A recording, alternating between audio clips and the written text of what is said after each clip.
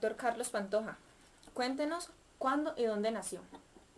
Yo nací en Ipiales el 16 de marzo de 1937.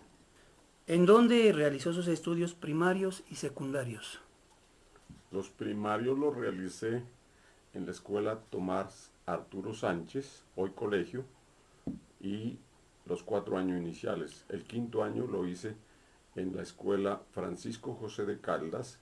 La secundaria la hice eh, 4 años en el Colegio Nacional Sucre de Ipiales y 2 años en el liceo, los 2 años finales, quinto y sexto, como se denominaban en esa época, los hice en el liceo de la Universidad de Nariño. Bueno, en la Nacional yo llego en 1959 y hay que recalcar un hecho muy importante. En 1959 se ha presentado el hecho histórico del triunfo de la Revolución Cubana.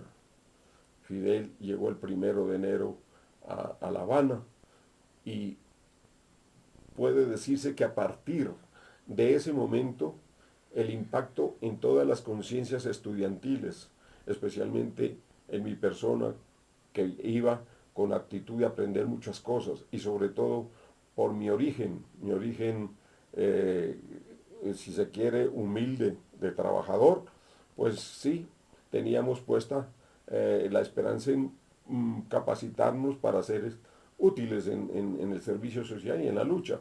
Pero ese hecho de la Revolución Cubana me impactó a mí como impactó a muchos jóvenes de esa época. Y puede decirse que alrededor de la llamarada de la Revolución Cubana fuimos modelando nuestro pensamiento espontáneamente dentro de la teoría de la revolución. Yo no fui militante de ningún partido inicialmente, sino que me pude autoeducar fuera de los libros de las carreras de Derecho y de Filosofía. Era un ajetreo muy difícil, porque yo tenía derecho de 7 de la mañana a 12 o 1 de la tarde, y apenas almorzaba tenía que volver a la Facultad de Filosofía a las 2 de la tarde hasta las 7 de la noche. Ese itinerario tan pesado y tan difícil lo cumplí durante 4 años seguidos. Y eso me permitió no solamente rebasar en conocimientos a muchos condiscípulos de la Facultad de Derecho, sino de la Facultad de Filosofía. Tenía un bagaje muy grande, muy estudioso, eh, lo cual nos dio toda la estructura, dijéramos, ideológico-política para poder vincularnos a la lucha social. Pero determinante lo anterior, la Revolución Cubana. Así en esa forma pude leer toda la literatura social que se ha producido en el mundo. Leí muchas obras de Marx, El Capital, muchas obras de Lenin, de Engels, de, de es decir, toda la teoría social, inclusive de los grandes intelectuales europeos, como Jean Paul Sartre.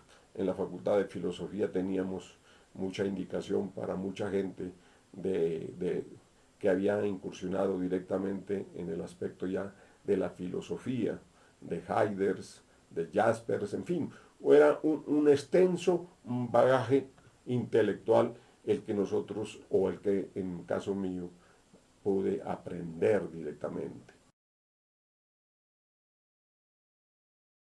Yo fundé en la Nacional, fundé mi primer movimiento político, que se llamaba Frente Revolucionario Estudiantil, FRES, Frente Revolucionario Estudiantil.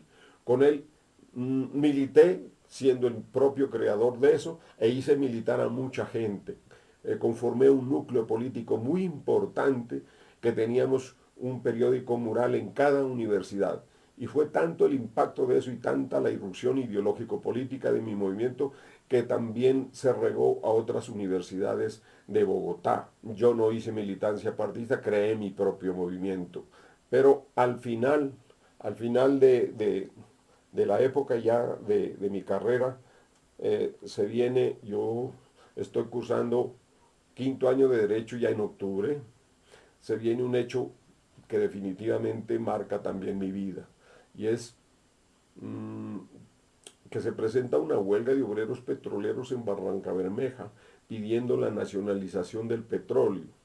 Y veo que el gobierno los está reprimiendo, la prensa indica que los está reprimiendo mucho y que les ha cerrado sus cuentas bancarias y los está matando de hambre prácticamente.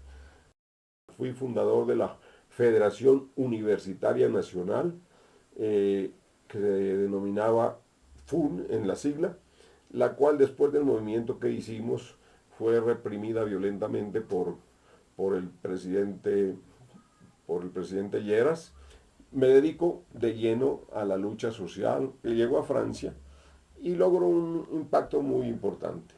Entonces llegué al Congreso y yo intervine por más de 2 horas, haciéndoles una semblanza de toda la lucha estudiantil latinoamericana, desde la Argentina, desde la Revolución de la Argentina de 1914, todo recorriendo por toda Latinoamérica el movimiento estudiantil.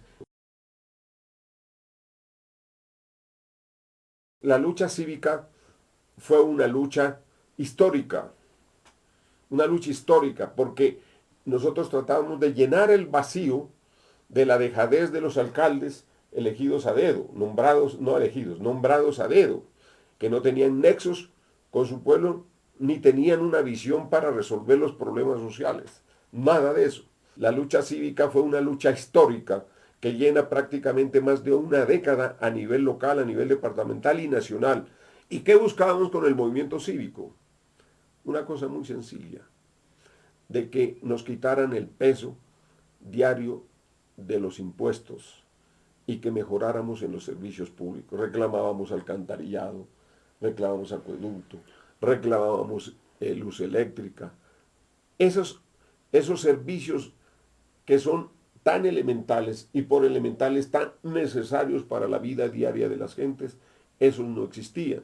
Entonces teníamos una energía deficiente, teníamos un acueducto deficiente, teníamos unas calles destapadas.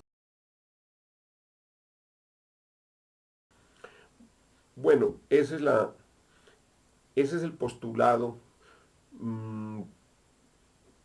que quedó plasmado en la Constitución de 1991, la que reformó la Constitución de 1886. Estamos viendo que ese Estado, esa pretensión, ese postulado de que Colombia es un Estado social de derecho que está inscrito en la Constitución política, no se ha cumplido. No sea como que todos los días vemos la crisis social. Estado social de derecho indicaría de que allí se iba tras la justicia social, pero la propia práctica y las estadísticas nos dicen que no estamos viviendo un Estado social de derecho. Social de derecho quiere decir un Estado casi que propenda la justicia, que propenda la igualdad, que acabe con las injusticias graves que padece el país. Estamos muy lejos de que Colombia sea un Estado social de derecho, es decir, que la comunidad tenga garantizados sus derechos fundamentales, como son educación, salud, vivienda. Hay que amar el escenario donde se vive, porque solamente lo que se hace con amor se hace bien. Y amar quiere decir conocer, y conocer quiere decir profundizar en las causas de los hechos sociales.